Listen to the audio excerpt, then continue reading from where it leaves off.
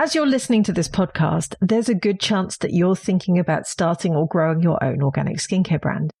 But you probably have doubts about whether you can do this, and you probably repeat those doubts in your head every single day. So you don't know how to make a brand that succeeds, or you're telling yourself that you don't know if you'll make money with it, or you don't have a huge startup fund. You feel like an imposter because you don't have a business or a beauty industry background, or you don't come from a family of entrepreneurs. And you might feel like everyone around you is skeptical and maybe not taking it that seriously. So what would it actually take to launch your own organic skincare brand? I'm talking about the real version here, the kitchen experiments that go wrong, the moment that you might have to leave a stable job, or how quickly you actually make money, whether you can grow a business without losing your mind in the process, or, and this is particularly applicable for the women in our community, what happens when you have a child and you're trying to run a business? So this week, we're unpicking the gap between thinking you might want to do this and actually building a beauty brand that changes your life completely, along with the decisions that separate the people who try for 6 months and give up from the ones who are still here a decade later. And this is a very special interview because it's with a Formula Botanica graduate who I've known for 10 years, who's built an organic skincare brand from her kitchen, made sales in the early days when she first launched from her own social media accounts, was hustling hard to get there, and is now on track to do over 7 figures in revenue this year and has flagship stores in her country, which have become tourist destinations in their own right. This is an episode you need to hear. It's a long one. Settle in. You're going to get so much value from it. I hope you enjoy it. Welcome to Green Beauty Conversations, in which I challenge the beauty industry to become sustainable, champion independent and green beauty, and encourage you to join me in making beauty better. I'm your host, Lorraine Dallmeier. I'm a chartered environmentalist, biologist, and the CEO of award-winning online organic cosmetic formulation school, Formula Botanica. We have tens of thousands of students in over 190 countries around the world who study with us to become organic beauty formulators and entrepreneurs. Visit our website at formulabotanica.com to try our free online formulation course. And if you want to be the first person to know what's happening in green beauty, make sure you subscribe to this podcast in your favorite podcast app. So in today's episode, I'm joined by Khulan Davaadorj, a Formula Botanica graduate, internationally recognized Mongolian social entrepreneur, and the founder of Lhamour, which is Mongolia's first organic skincare brand, which was born in her kitchen when severe eczema forced her to create products that actually work. Khulan holds an MSc from Hertie School of Governance and Columbia University and has been recognized as Forbes 30 Under 30 and Asia Pacific's best entrepreneur. And she built Lhamour on the conviction that Mongolia's extreme landscape, with the brutal winters and fierce winds and pristine terrain, produces some of the world's most potent skincare ingredients. The brand that she built now harnesses wild sea buckthorn berries and yak's milk and rose hips and nettles sourced responsibly from small family farms, combining centuries of Mongolian nomadic remedies with certified formulation science to create over 70 handmade products for her brand for dry, sensitive, and reactive skin, while also paving the way for other Mongolian entrepreneurs to challenge conventions and drive positive economic and social change. Hi, Khulan. Welcome to the podcast. It's so lovely to have you here. Could you please introduce yourself for our listeners? Hello, everybody. Thank you for having me, Lorraine. I'm so honored to be on this podcast. My name is Khulan. I'm from Mongolia. I'm the founder of Lhamour, Mongolia's first organic skincare brand. And I'm so happy to be here. And I'm so happy that you're here as well. So as part of the introductions, could you tell us a little bit about what you make and sell?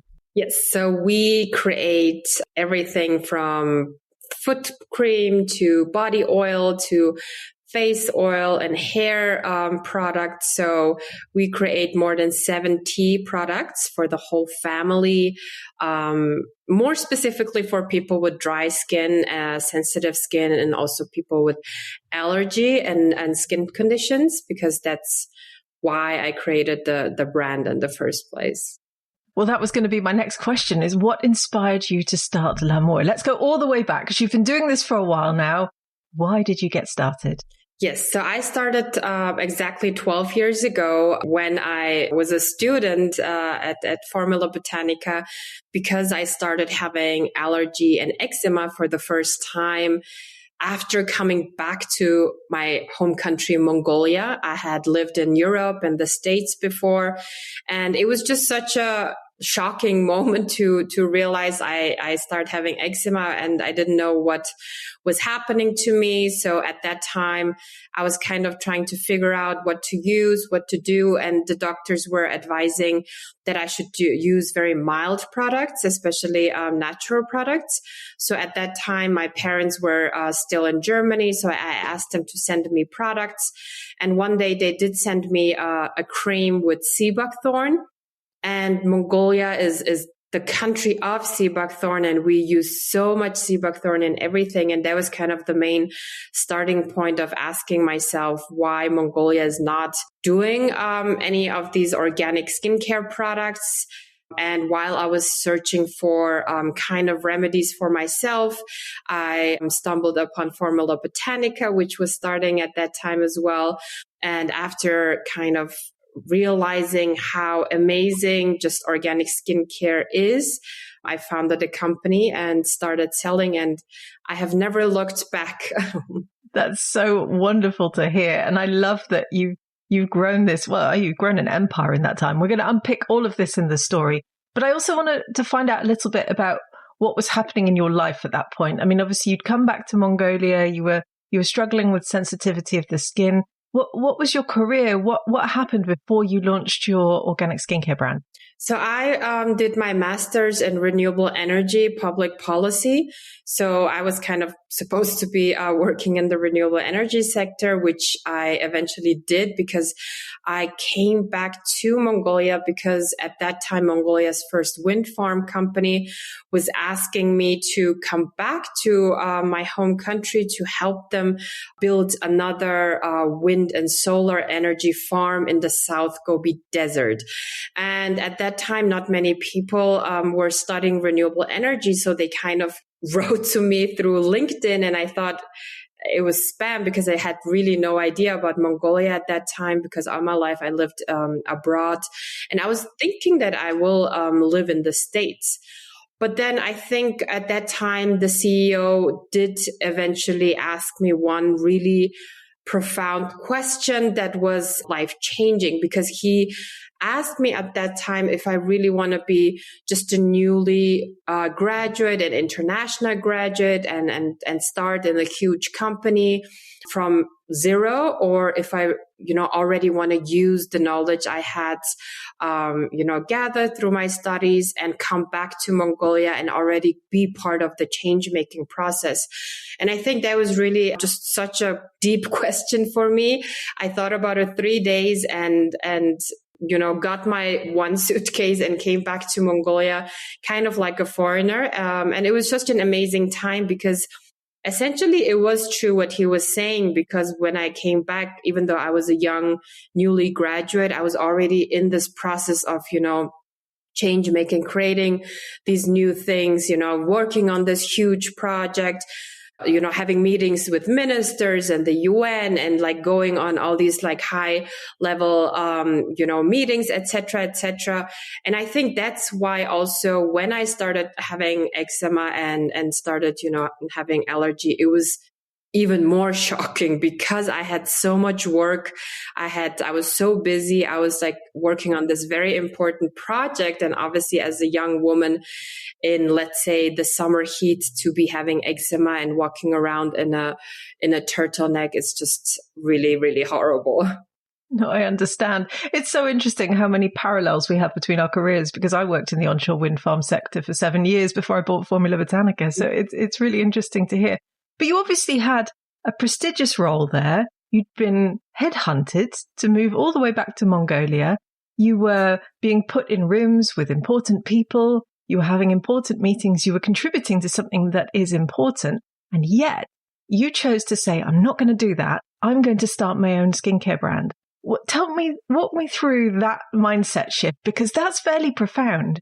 It was a very gradual shift, I would say. It was not obviously one day I woke up and said, I want to do that. It was really, I think, first of all, I kind of, because I was so passionate about trying to find a solution or a remedy for my own problem, I think that was kind of the starting point of me becoming so passionate about organic skincare, organic products in general, and just about how things affect your skin, how things affect your health, and just, trying to be more healthier. And I think this first question of, okay, what can I do so I feel much better really was the first kind of starting point. And then after, graduating from Formula Botanica and really having these also Mongolian ingredients just there was amazing, because I had sea buckthorn readily available. I had rose hips, nettle,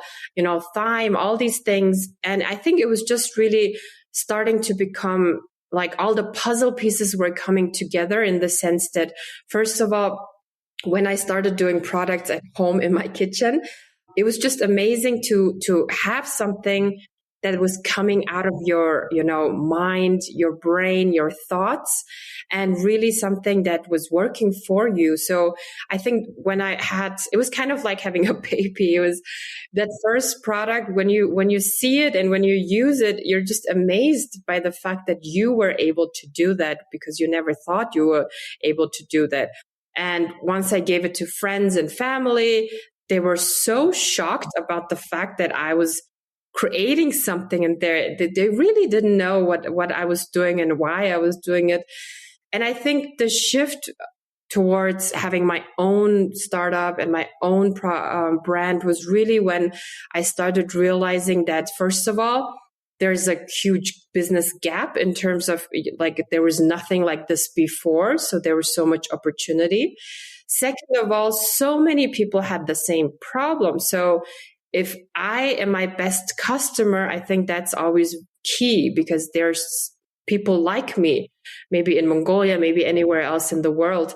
And then also, being my own customer and really realizing that it's actually working. It's not just a cute little product to have as a hobby. It was something that was really working. And I think all these things just like came together like a puzzle and made me realize how much also happiness it brought me. I mean, the fact that I came to Mongolia to be a change maker already kind of, I guess, shows that I love being the one that creates something that is part of the change, that creates value in the world. And I think both renewable energy and organic skincare are very similar in the sense that they use what Mother Nature gives us. We as a brand are kind of just a bridge to create something of value for the customer. And both renewable energy and organic skincare are just such valuable businesses for sustainability and sustainable business. So I think it all kind of came together like puzzle pieces. And one day I felt that just having your own value, creating something that doesn't only help yourself, but can help also others, I think I really didn't hesitate to, start from zero. That's an amazing story. Thank you for sharing all of that. And I think many of the people listening will be able to identify with everything that you're saying as well. Now, you mentioned obviously you're enrolled with Formula Botanica. You've been a big part of the Formula Botanica community for years. I've interviewed you quite a few times. We've had you on the blog. We've had you on YouTube. But this is the first time you've been on the podcast with me, which is why I'm so excited that you're here today. Can you remember which courses you took with Formula Botanica? It's been a while. I have you down as doing our full International Organic Entrepreneur Program, because I think you probably added quite a few over the years, didn't you? I think I did almost every course. Because obviously as an entrepreneur, when you start off, it's just you, and then you don't have anybody. So I think Formula Botanica's courses are not just about organic skincare. You just said it right. I did the international kind of international business one, entrepreneurship one. And it really helped me to understand not just organic skincare and the formulations, etc., but also just being an entrepreneur and realizing that there's so much more to just creating organic skincare, being happy about it, using it yourself, and then, giving it to your friends and family. So obviously it's a huge business, and it's something that as an entrepreneur, you just have no idea of. So I did remember taking all the courses because I just really wanted to, as the founder, have a good understanding so that when I have a team, which I then gradually had, that I could really let them know this is exactly what we do and how we should do it, instead of, trying to listen to others, because obviously I started the business when I was in my 20s. So you get very scared, you get anxious. Sometimes you have no idea what you're doing. So I think it was, for me, really important to take almost all the courses that at that time Formula Botanica was offering, so that I got a really nice holistic understanding. Oh, amazing. Well, I'm so pleased that we managed to help you as well on your journey, because what you've achieved is so exciting. So let's talk about the launch. How long did it take you to launch your brand from enrolling? Because it happened pretty quickly as far as I remember. I remember you enrolling, yes, and then not long after being like, here's my skincare brand. So you worked hard. Yes. Well, I did. I quit my job. I was then at home. I was doing all my products in my kitchen. So there was a time where I didn't eat in my kitchen just because it was full of, random things, like different kind of experiments, etc. And I told people not to go into the kitchen. So eventually my parents came back to Mongolia and they were like, can we eat? And I was like, no. So I did work really hard. And I did launch my brand within a few months. So I was at home working on initially very basic products like bath bomb and lip balm, and I started making soaps, etc. And after having these 3 products, I then started having a little office with 3 people and a little production for 3 people as well. But I did have robbery. Just 2 weeks after I officially started having an office and a production, which was a huge setback because the first 3 people that I hired obviously quit because, it was just such a crazy thing to go through. Oh my goodness. I remember you talking to me about that, actually. So people broke into your office, they stole your laptops, they stole every valuable they could find, right? And you literally just started your brand. That must have been such a huge mental setback as well. Yes. So I was at home for a few months and I was in my 20s. So once I kind of realized, okay, this is nice, I can start something and I really want to talk to people. They were like, okay, where's your office? And I kept on telling them random coffee shops. So at one point I was like, okay, I need to get an office, so that people take me serious. I then had an office, and just 2 weeks after, my laptop, everything was stolen. The first 3 people I hired quit because it was just such a hassle with the police and everything. And nobody really cared because it was just, a few laptops. I did eventually, after 2 months of going through the surveillance cameras myself, find the person who stole my stuff. And we got back the new 3 computers, but the person never gave me back my computer, which is a crazy movie in itself. But yeah, so I lost all my formulations, etc. I did have all my pictures there from so many years, which was, I think, the biggest loss, because obviously formulation business, it's all in your head, but the pictures were a huge loss for me. So there was a setback. I had to I was really depressed and stressed for a few months, but then I restarted because, again, I really believed in the product.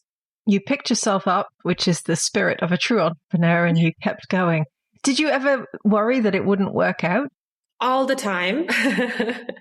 I think as an entrepreneur, you just always worry. And to be honest, nowadays, I think that's fine as well, because the more you worry, it means the more you care about the business, the more you want to succeed. And I think, especially as a woman, we tend to worry a lot anyways. So I think it's very difficult for us not to worry. So I used to worry a lot. I was in my 20s. I don't come from a business family. Nobody in my family has ever done business. Everybody was kind of shocked that from, graduating Columbia University, working for a huge wind farm company to then creating your own lip balm and stuff. So everybody was so shocked and kind of worried, I think, about me. But again, I believed in the product so much. I knew there was a gap. I knew that people didn't understand organic skincare. And I knew, because I was my own ideal customer, that it works. That's why I think it was just one step at a time. I bet they don't feel that way about you now. I bet they're not worried about what you're doing now, having seen what you've built. How long did it take you to make your first sale? Because you're talking about, renting an office and hiring staff. So presumably you were selling pretty quickly then. Yes, because I started selling on my personal social media. So the moment I had a product for myself, at that time, the packaging was so bad. Thinking about it, the first customers, I loved them because the things I did at that time, it's horrible. I did packaging at home, and I was just doing everything at home. But yeah, I put it on my own social media and literally was my own delivery person, and then was my own accountant at that time. So it was really fast. And because it was Mongolia's first ever, people were just so intrigued and they were so shocked. And I think that's why they really wanted to buy it, because they're like, what is this? And why are you doing it? So it took us really, really a short time after the robbery when we relaunched. Within 2 months, we were on all media outlets, newspapers at that time. Bloomberg came to make a small video, which helped us a lot. So I think it really helped that we were the first ever. That's amazing. And that must feel so very special. And congratulations on everything you've achieved. Do you have any financial numbers that you remember from your first year? Because I know a lot of people listening will be like, can I really do this? Can this actually make money? But clearly for you, it did, because you were hiring people, you were renting office space, you were speaking to retailers already quite early on. Yes. Do you remember any financial numbers from your first year? Yes. So the first year we did around $25,000, $30,000. And we were, the whole year, our team had 7 people in total. And we already had at that time around 10 products, because at that time I was really, really focused on creating products because it was still a very small business. So I didn't need to handle the business aspects too much. So I was really focusing on creating the product. So we launched so many products right away. And with a team of 7, it was a good start, I think. And then we were able to double each year. Wow, that's incredible. How long did it take you to pay yourself a salary? Well, there was a huge learning process, I would say.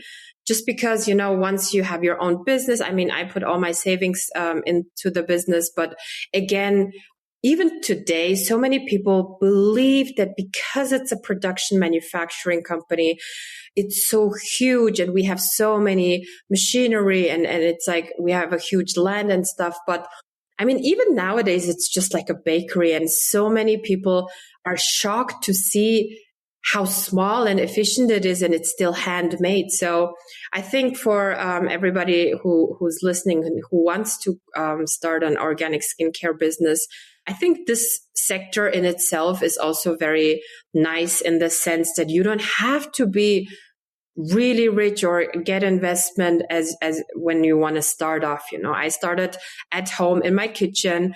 Once I moved to a small room, I took my stuff from my home. So that's kind of how I started. But then obviously because it's a professional business, we had to then change everything.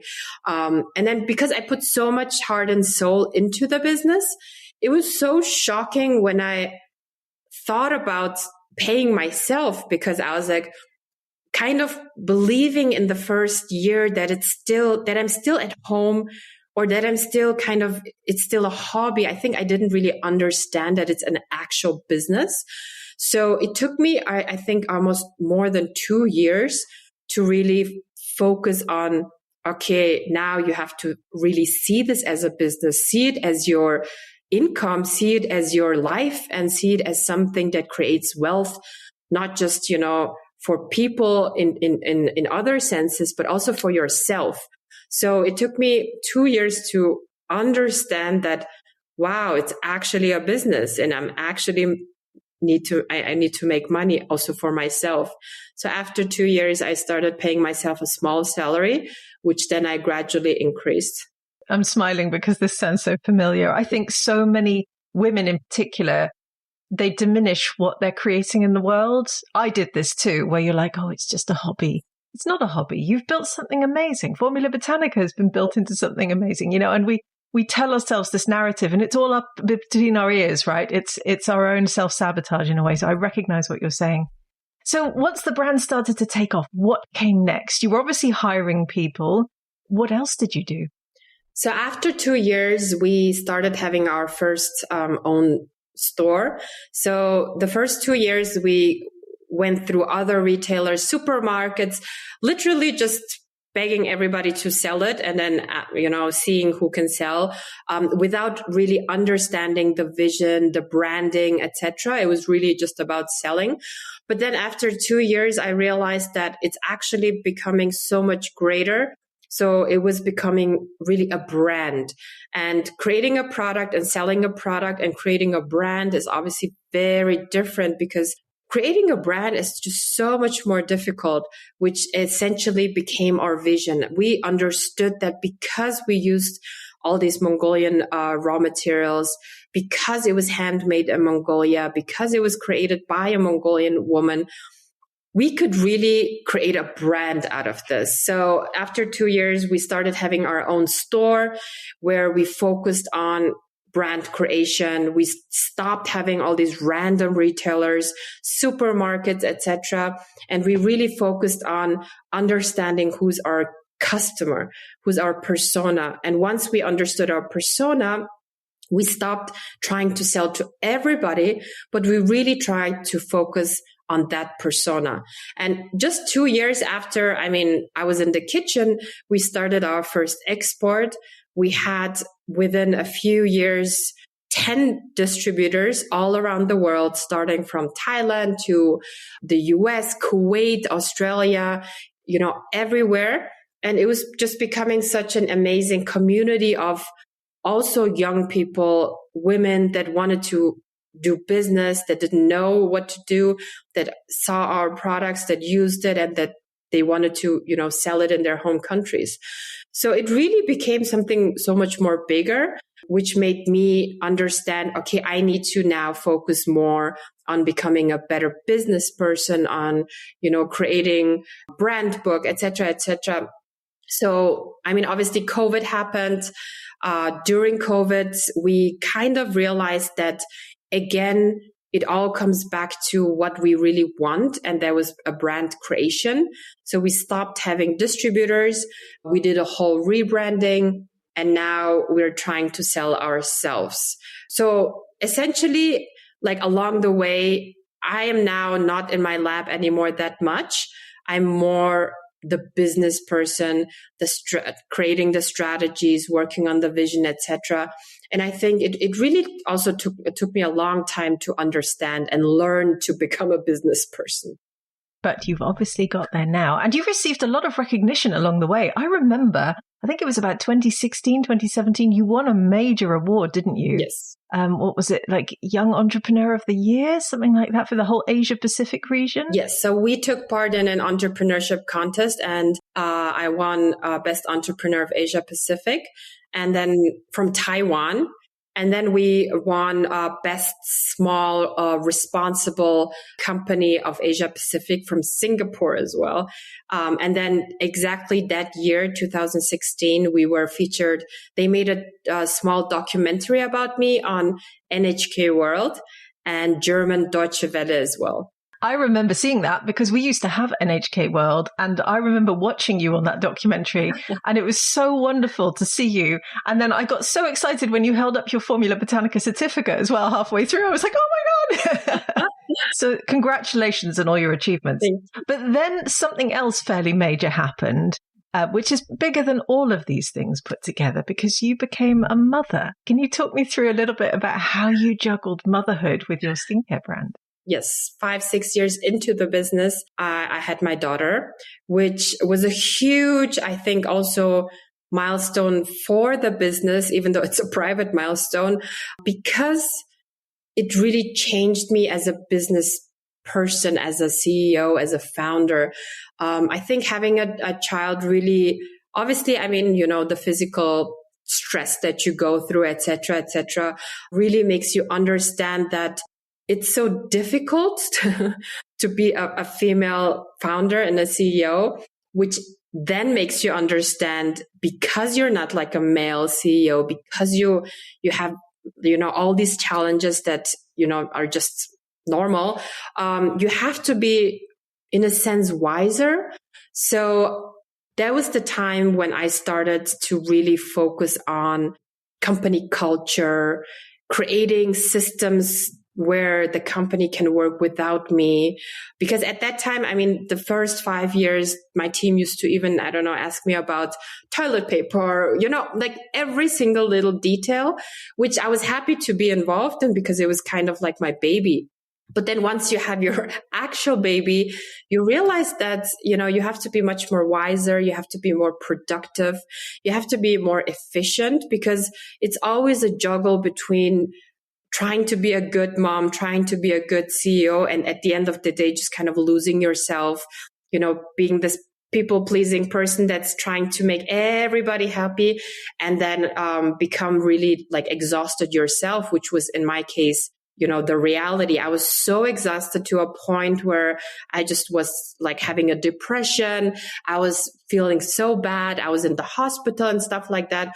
And I just realized, okay, I think I need to be much more smarter, in the sense, if I really want to keep my business, but also be a good mother. Because at the end of the day, my daughter now is 6. She doesn't need like a perfect mother. She just needs a happy mother and a mother that's there. And I really wanted to be both a good CEO and a good mom. So I really had to ask myself, okay, how can I do that? So a few things that I kind of started doing was giving more autonomy to my team, learning how to delegate, because up until that point, I did not delegate. Really learning how to be very present when I'm at work, and not to like worry about my child, but really focus on my work. And then when I'm at home, not focus on my work and be really there. And I think after like a year of practicing this, it helped me a lot, and it made me much more calmer, much more productive. And I think it really helped me also grow my business faster, because first of all, I wasn't really trying to, work on every single little detail. I was giving people the autonomy. I was giving them the freedom to do what they needed to do. And my team was really good.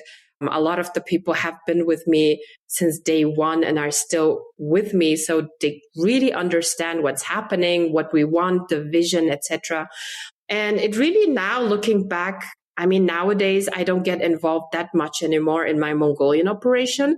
I'm 100% focused on my international operation. And looking back at it, it was a wise decision to let my team do their thing and to help them grow, so that the company can be more sustainable and grow without me having to be there 24/7. So I think having a child really around 5-6 years after the establishment of the company helped me see that, I can be a much better person if I let my team also do what they need to do. So I think it really helped me become a bit better business person. Very wise words. I'm sure there are many people out there, myself included, who could benefit from getting your coaching, because I think this is something that a lot of people struggle with. So let's talk about where you are with the business today. You talked obviously about the fact that you have a team. How big is your team? So currently we are 30 people. All of them are focusing on Mongolia operations. Internationally, it's just me. We have a warehouse in LA and then Singapore. So now we're doing more of the direct to customer e-commerce. In Mongolia, we have 3 flagship stores. This year, actually just after a month, we are having our 4th flagship store in the new big mall. And yeah, we are now, I think after 12 years, we're slowly but surely getting to that point where we're becoming this Mongolian brand that's really representing Mongolia. So a lot of tourists now, when they come to Mongolia, they come to our store because they've heard about the brand. They've heard it from friends. They read about it in the media. They read about it online. So I think, yeah, we're slowly but surely really getting to that point where our vision is starting to, really make sense of being this brand that represents Mongolia and that helps so many people around the world. That is absolutely incredible. And you must feel so proud. I mean, having 4 stores, that is not a small achievement. I noticed you threw in there earlier that you launched a store and then you quickly moved on. So I was planning to come back to that anyway, because opening a store can't be an easy thing to do, can it? And now you've got 4. Oh, it's really tough, to be honest. But again, because it's a skincare brand, a lot of people, obviously, they love to, try it. They love to smell it. And we did try e-commerce in Mongolia a lot, but we saw that the people really like our stores. So in Mongolia, we don't do much e-commerce. We are more concentrating on the physical stores. Yeah, people really love coming to our stores and just trying the product, smelling it, getting it wrapped for their friends, etc., etc. But it's really hard because obviously for somebody who's a formulator, it's all your products are your babies, right? So you love all your products, but then when you have let's say staff that don't really work well or difficulties in the store, it just creates so many problems. And again, having stores, it's just so heavily human centered that we need to take good care of our people, especially in the stores. So I tell my staff in the stores that they're actually the most important people because they're the bridge between us, the formulator, the production, the backend team, and the customers. So we need to do a lot of training with them, explain the products, explain how to explain it, why it's different than the other mainstream, cosmetic products, skincare products, etc., etc. So there's a lot of work involved. But again, skincare products, our customer just really love to come and test and try them on and smell and see for themselves. I've seen so many photos of your stores online over the years, on your social media, on Instagram, on Facebook. And I always love seeing the pictures because they look absolutely beautiful. So congratulations. And your formulations are now also sold at duty free, I believe, at Ulaanbaatar Airport. Is that correct? Yes. Wow. How do you feel when you're going through the airport, you're traveling abroad, and then you're like, oh, that's my brand? Oh, that's a very good feeling because I travel a lot. And every time I go there, I see people any kind of tourists from all over the world just looking at it and talking to each other. And sometimes I kind of step in and ask them if they need help. And then they ask me, who are you? And I just say, oh, just somebody who likes the brand. So yeah, it's a very good feeling actually. And I think, because obviously being a business person, especially manufacturing, is not that easy. And in a country that's developing like this, it's really tough. And you have almost challenges on a daily basis. But then those are the moments where you really think it's all worthwhile. Yeah, it's funny because I was thinking, gosh, if that was me, I'd be running into duty free going, that's mine. I made that. It's me. Talk to me. So I completely understand you stepping in going, can I help you with your purchase today? So can you, just again, painting a picture of where you are today, you obviously talked about the early days when you generated revenues in your first year, you said, of about $25,000, which, by the way, is phenomenal. Congratulations. Can you give us any indication as to where the brand is financially today? Yes. So This year's goal is around $1,200,000. So we are actually on a good path, I believe, because this year we also had a very amazing kind of new thing that happened to us, which was we had a distributor in China, so even though we're kind of neighbors with China, we're like back to back with China. Somehow, just I think because I grew up in Europe, China to me is such a new like world, and I just don't understand it. I don't know Chinese.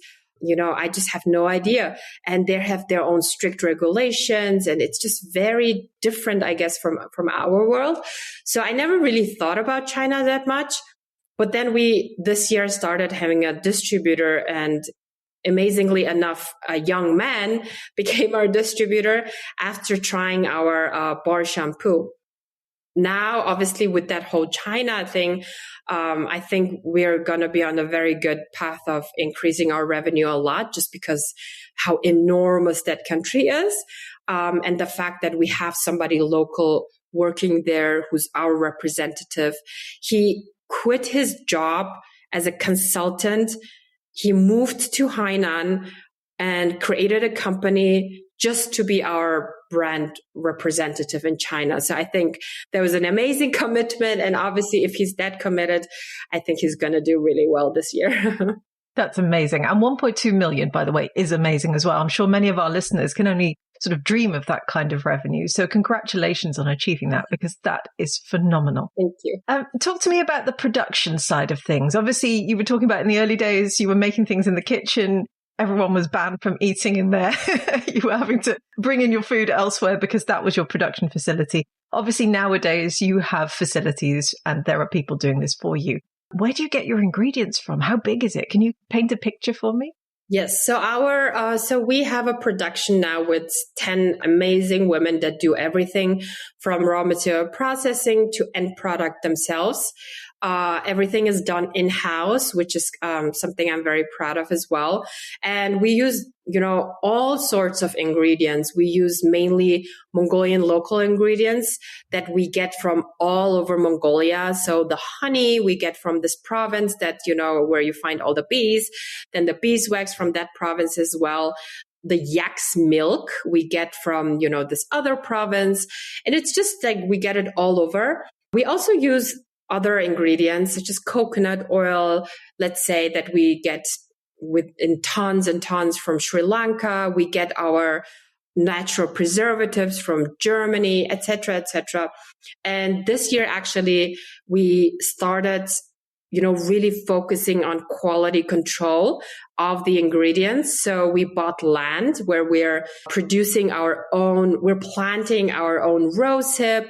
We are also planted trees, and we're also, having greenhouses where we're planting our own organic cucumber, carrot, etc., just so that we can have the quality control, again, because it's a skincare product and we ship worldwide and we sell, all over the world. Now we really need to focus on standards. So this year, we are actually working on all our international standards, etc. Even though it all kind of sounds really big, again, if you come to our production, it has like 5 different areas. It's still kind of like a bakery, like a restaurant, and people are very amazed by it. And we actually are in the city center. So a lot of tourists and students and, even like kids, they come to us and they see how it's all made, because you can see it from like a glass window, and they're all always really amazed by how small and efficient it is. That's amazing. And it must feel so fantastically satisfying to walk across your own land now as well and seeing all those ingredients in plantation. Yes. So congratulations. I mean, you've been going for over a decade now. How does it make you feel when you now look back at the story of Lhamour and everything that you have built and you have created? Even just like 2 days ago, I was talking to this like very successful businessman in Mongolia. We were talking about how nobody believed that Lhamour could be an actual business 12 years ago, because the whole country was so heavily focused on mining everybody that's kind of, graduated from a nice school used to have a well-paid job, like having a startup, having a manufacturing, organic skincare. I mean, all these topics just didn't make sense at that time. Just kind of thinking about the fact that it just made sense to me. And that's all that, matters at the end of the day. You live once, and you got to do what's important to you. You got to do what creates happiness for you. You got to do what you're passionate about. I think just the fact that I stayed true to that 12 years made me really kind of emotional 2 days ago when I was talking to that business person, because again, even now the business person, he said, I really didn't understand what you were trying to do 12 years ago, but now I can see it. And just the fact that he said that was like, okay, that's great, because I saw it 12 years ago. And I think just being true to yourself is all that matters, because nobody else has to live your dream. You're the only one that lives your dream. And I think looking back at it, I'm just so happy about it, because even seeing my daughter going to our stores, using our products, or when she sees somebody using our products, she gets so excited. And I think, again, going back to that topic of trying to be a good mother and trying to be a good business person, I think just seeing how she opens up and she has the spark in her eyes whenever she sees our products just makes me so happy, because again, when you have a daughter, you want her to also kind of, step into her life and be faithful to her dream. So having a mother that kind of did that, I think, just makes me understand that I made the right choice. That is such wonderful validation to receive as well, because I think everyone will recognize themselves in that story of no one could see the vision but me. And then you have to have that self-belief that you're talking about to keep going, because otherwise you'll believe in everyone else's vision, which is that maybe it wouldn't go anywhere. And yet you knew all along that you had something here that was special, and you forged forward and built it. And huge congratulations for what you've achieved. How has this transformed your life? Because it sounds like it's been fairly transformative. I mean, first of all, it really changed me as a person. I used to be very shy about a lot of things. I used to have a lot of anxiety, be this people pleasing person. But now, once you do what you do for 12 years and it creates an impact, you see it internationally, it kind of makes money, it's you change as a person, and you also become much more confident, much more, again, knowing that, you have to be going through your own path, and really doing that makes you also really, you don't really care about the noise that much anymore, like I did 12 years ago. So nowadays, I don't really care about any noise that's happening. I just believe in myself and do what I need to do, because nowadays, actually, I even have another startup, which is a totally different startup. But again, because I learned to have that confidence within the 12 years, I think these days, I just think I can do anything in the world, which I mean is absolutely crazy. But again, as an entrepreneur, you got to have that little bit of craziness inside of you. So it really changed a lot. And on the other hand, also having now, after 12 years of being a business person, the freedom to also do whatever you want. I don't have to be at work clocking in, at 9 a.m. and stay until 6 or something like that. I can go and come whenever I want. And especially having a child, that's, I think, the biggest upside of having your own business, to be really able to have that freedom, which is amazing. So I wouldn't change it for a thing, to be honest. It's wonderful. So it's changed your career. It's changed your skills, it's changed your life, but it's also changed how you feel as a person. That is fairly seismic and wonderful to hear. I mean, if you could go back to your younger self starting out the business 12 years ago, is there any advice that you would give yourself? I mean, really, just don't be scared. Looking back at it, sometimes I think about how scared I was and how anxious I was, and also how I was trying to listen to everybody else except my own heart. And just looking back at it now, I'm so happy, and I'm like genuinely happy, which, is what life is about. You should do something that makes you genuinely happy, that really creates value for yourself, for others, and that makes your life worthwhile. And I think looking back at it, like, that's the only thing I can say. Just don't be scared, because it is obviously scary, because you don't know and you have no idea what's coming and what's in front of you, and if you're going to make it and if you're going to fail. And especially in Asian society, there's this, very, very like bad thing called failure, which again is actually not a bad thing, because I mean, if it doesn't work out, it doesn't work out, but then you will never have the regret. So again, I always like try to remind myself how I started and how I used to be, because, you tend to forget. And I try to kind of keep a good balance of, oh, I used to do that and I changed. But yeah, now looking at it, I used to be so scared. So I would definitely tell myself, don't be scared. Good advice. Good advice for everyone listening. If anyone's thinking about enrolling with Formula Botanica, do you have any advice for them? Should they join the school? How did it help you on your journey? Yes, I think, it's obviously perfect, even if you don't like necessarily want to create your business right away tomorrow. I think, first of all, the fact that you can do it online was the best for me, because I was all the way in Mongolia, getting those classes. And that was, I think, just the most amazing part of it. The second most amazing part was because it's not like other universities, it's flexible. You can do it on your own kind of time, which again really gives you this confidence of really trying to understand what the course is all about.